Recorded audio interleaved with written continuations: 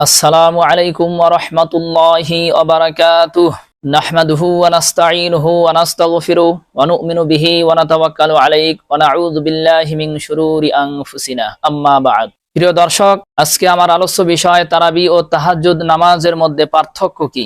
আমাদের আহলে হাদিস বন্ধুরা যখন তারাবির দলিল সহিহুল বুখারীর সেই হাদিস আনাবি সালামাত ইবনে আব্দুর রহমান, যে হাদিসটি মুয়াত্তা ইমাম মালিকে আসছে 42 নম্বর পৃষ্ঠা, হাদিস নাম্বার 262। উক্ত হাদিস যখন প্রমাণ হয়ে গেছে যে এটি তাহাজ্জুদের নামাজের হাদিস, আমাদের বন্ধুরা এখন একটি নতুন পায়তারা শুরু করেছে। তেনারা এখন বলতে চাচ্ছেন যে তাহাজ্জুদ এবং তারাবিহ একই নামাজ, দুইটি নাম। রমজানের বাহিরে তার নাম হবে তাহাজ্জুদ, সেই একই নামাজ রমজানুল মুবারকে এসে তার নাম হবে তারাবিহ। প্রিয় উপস্থিতি, আজকে আমরা প্রমাণ করব আসলে তারাবিহ এবং তাহাজ্জুদ দুটি ভিন্ন নামাজ। আসুন, এক নম্বর, স্থানের দিক দিয়ে দুইটি ভিন্ন।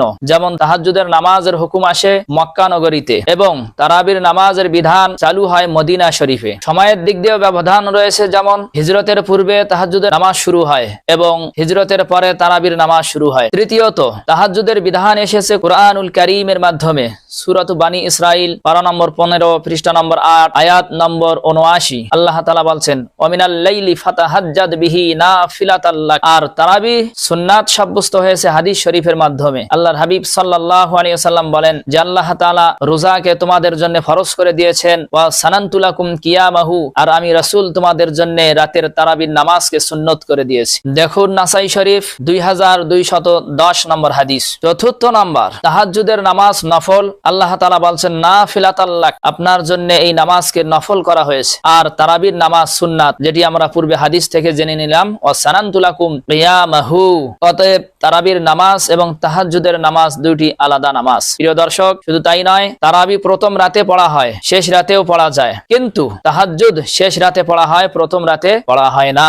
এমনকি খোলাফায়ে রাশিদিন, সাহাবায়ে কেরাম ও পূর্ববর্তীগণ 8 রাকাত তাহাজ্জুদের এই হাদিস বিদ্যমান থাকা সত্ত্বেও তারাবি 20 রাকাত কেন পড়তেন? যদি রমজান মাসে তারাবি ও তাহাজ্জুদ একই বিষয় হতো, তাহলে তেনারা এই হাদিসের কারণে তারাবির নামাজ 8 রাকাতেই পড়তেন। যেহেতু তেনারা 8 রাকাত পড়েন নাই, অতএব বুঝা গেল তাহাজ্জুদ এবং তারাবি ভিন্ন দুটি নামাজ। ইমামে বুখারী রাহিমাহুল্লাহ, তেনার নিকটে তারাবি ও তাহাজ্জুদ এক নামাজ নয়।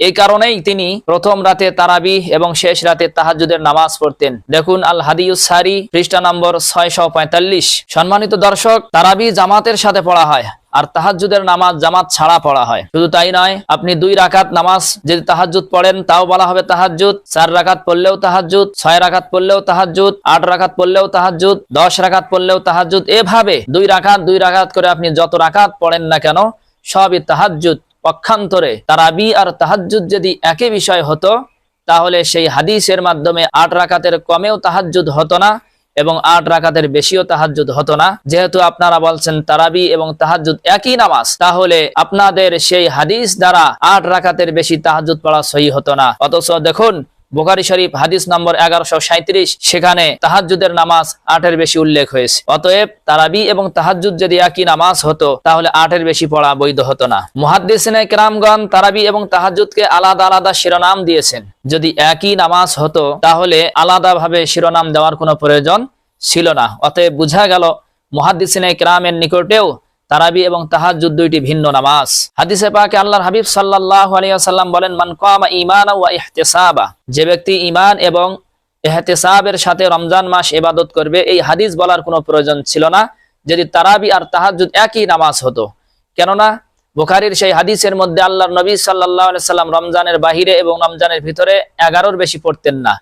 তাহলে 11-র বেশি যখন পড়েন নাই, তাহলে এই হাদিস বলার আর কোনো প্রয়োজন হলো না এবং হাদিস বলার দ্বারা কোনো লাভও হচ্ছে না। তারাবির জন্য শর্ত হলো রমজান মাস হওয়া, কিন্তু তাহাজ্জুদের জন্য রমজান এবং রমজানের বাহিরের কোনো শর্ত নাই, যে কোনো সময় তাহাজ্জুদ হতে পারে।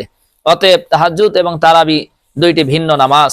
তারাবি আর তাহাজ্জুদ যদি একই নামাজ হয়, তাহলে প্রমাণ হবে যে রাসূলুল্লাহ সাল্লাল্লাহু আলাইহি সাল্লাম রমজানের পূর্বে যা পড়তেন রমজানেও তাই পড়তেন। অথচ সামনের হাদিসটি দেখুন, আন আয়েশা রাদিয়াল্লাহু আনহা ক্বালাত ইদা দাখালা রমাদান তাগায়্যারা লাউনুহু ওয়া কাসুরাত সালাতুহু। আম্মা জান আয়েশা রাদিয়াল্লাহু তাআলা আনহা বলেন, রমজান যখন শুরু হতো, আল্লাহর নবী সাল্লাল্লাহু আলাইহি ওয়াসাল্লামের চেহারা মুবারকের রং পরিবর্তন হয়ে যেত এবং তিনি বেশি বেশি করে নামাজ আদায় করতেন। তারাবি আর তাহাজ্জুদ যদি একই হয়, আর আপনারা যদি বুখারীর সেই হাদিস দ্বারা, যেটি মুয়াত্তা ইমাম মালিকে আসছে 262 নম্বর হাদিস, সেই হাদিস দ্বারা আপনারা যদি বলতে চান যে তারাবি এবং তাহাজ্জুদ একই নামাজ, তাহলে একথা বলতে হবে যে আল্লাহ নবী সাল্লাল্লাহু আলাইহি সাল্লাম রমজানেও সেটি 8 রাকাত তথা বেতের সহ 11 রাকাত এবং রমজানের বাহিরেও 11 রাকাত পড়েছেন। তাহলে এই হাদিসের কোনো অর্থ থাকলো না যে আম্মাজান বলছেন ওয়া কাসুরাত সালাতুহু, আল্লাহ নবী সাল্লাল্লাহু আলাইহি সাল্লামের রমজান মাসে নামাজ বৃদ্ধি পেত। তাহলে বোঝা গেল সাহাবায়ে কেরাম ভেবেছেন যে হুজুর সাল্লাল্লাহু আলাইহি সাল্লাম হয়তো রমজানের বাহিরে যে সংখ্যায় তাহাজ্জুদের নামাজ আদায় করেন, হয়তো রমজান মাস তাহাজ্জুদ আরো বাড়িয়ে পড়েন। এই জন্য আম্মাজান আয়েশা বলেছিলেন যে রমজান এবং রমজানের বাহিরে আল্লাহ রসুল 11-র বেশি পড়েন নাই। এটা তাহাজ্জুদের কথা, তারাবির কথা নয়। অন্যথায় এই হাদিসের কোনো অর্থ থাকবে না। এই হাদিস দ্বারা উদ্দেশ্য হলো আল্লাহ রসুল যে নামাজটা বেশি বেশি পড়তেন সেটা ছিল তারাবি, আর তাহাজ্জুদ রমজানের বাহিরেও যা পড়েছেন রমজানও তাই পড়েছেন। অতএব প্রমাণ হয়ে গেল তাহাজ্জুদ এবং তারাবি দুইটি আলাদা আলাদা নামাজ। আল্লাহ তাআলা আমাদেরকে বুঝার তৌফিক দান করে।